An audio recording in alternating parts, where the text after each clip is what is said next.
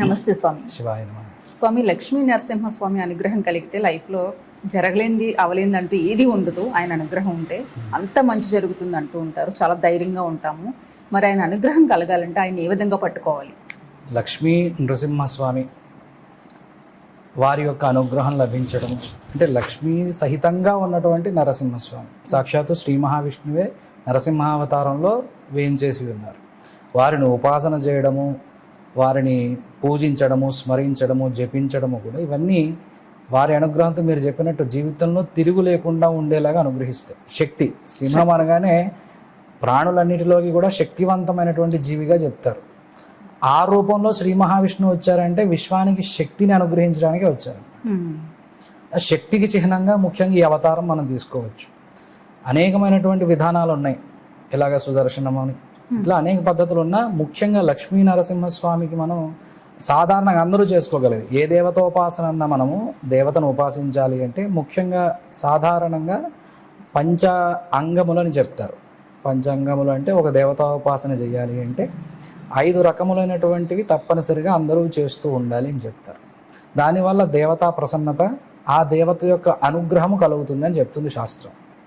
దాని ఇవి సులభంగానే చేయవచ్చు అనమాట. ముఖ్యంగా ఏమిటి అవి 5 అంటే గీత.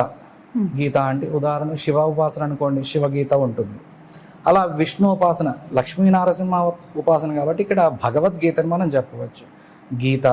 అలాగే సహస్రనామము, లక్ష్మీ నరసింహ సహస్రనామాన్ని స్మరించడము. అలాగే కవచము, లక్ష్మీ నృసింహ కవచము అని ఉంటుంది.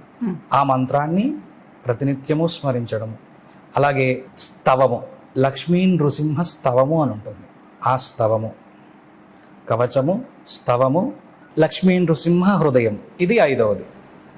ఈ 5టిని కూడా ప్రతినిత్యము ఎవరైతే ఉపాసనగా చేస్తామో భక్తి శ్రద్ధలుగా చేసినట్లయితే అంటే సహస్రనామము, కవచము, హృదయము, స్తవము, గీతాపారాయణం కూడా ఈ 5 చేయడం వల్ల లక్ష్మీ నృసింహస్వామి వారి యొక్క పరిపూర్ణమైనటువంటి కటాక్షం లభిస్తుంది అన్నమాట.